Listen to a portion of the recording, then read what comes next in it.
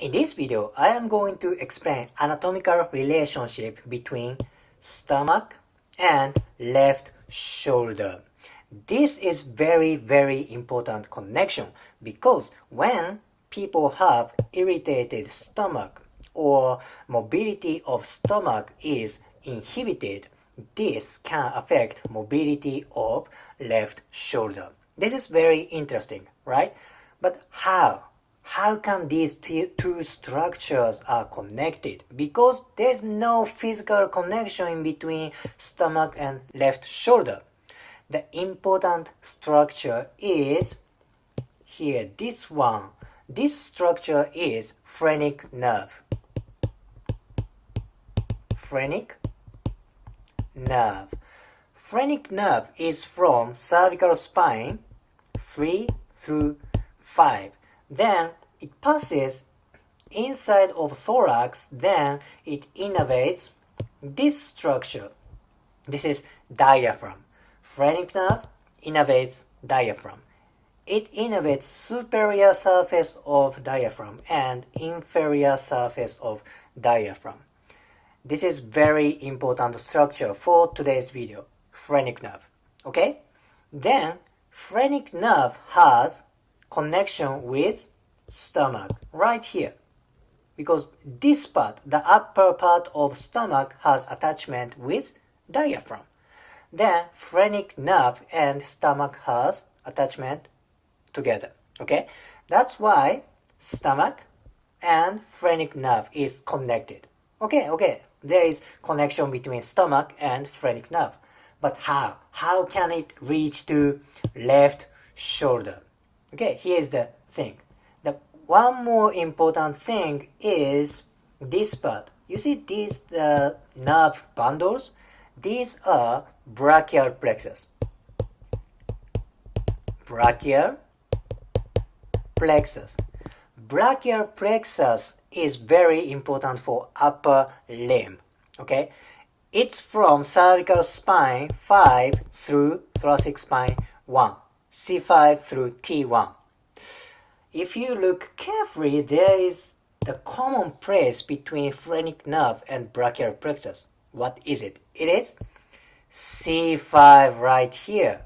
So, if you follow the connection of phrenic nerve, let's say there's C5, let's say C5 here, then there is a nerve from C5 to the brachial plexus. So it's like this route, phrenic nerve, C5, then it goes to brachial plexus. I will give you another example. Let's say C3, 4, 5, that's phrenic nerve, right?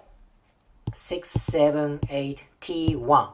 Okay, phrenic nerve is here, C3 through C5. Brachial plexus is C5 through T1.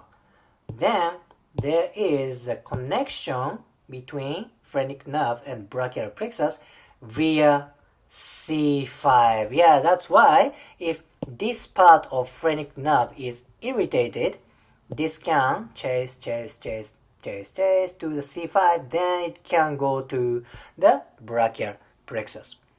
Shoulder joint and shoulder muscles are innervated by part of brachial plexus, like axillary nerve or suprascapular nerve.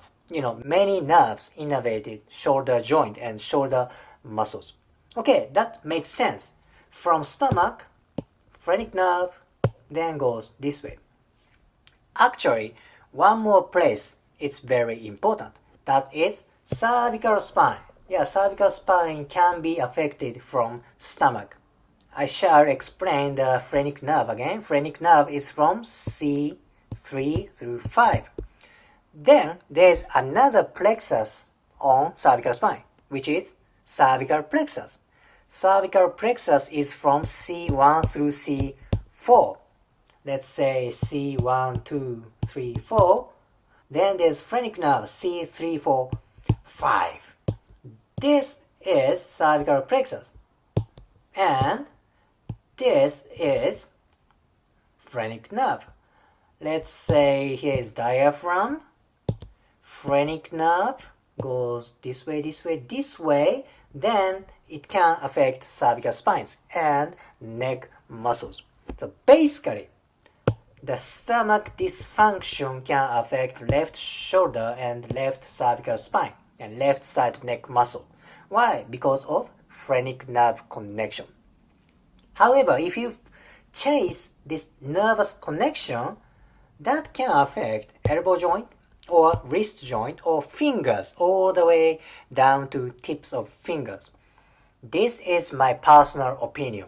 The stomach dysfunction can affect neck and shoulder more than elbow, wrist, and fingers.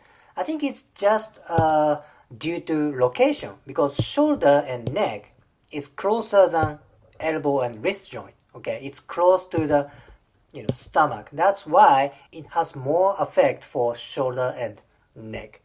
This is very, very interesting connection. I hope this video gives you an understanding of internal organ and joint connection. I hope this information gives you a new idea of clinical experience. If you liked today's video, please hit the like button, comment, and subscribe. See you next video.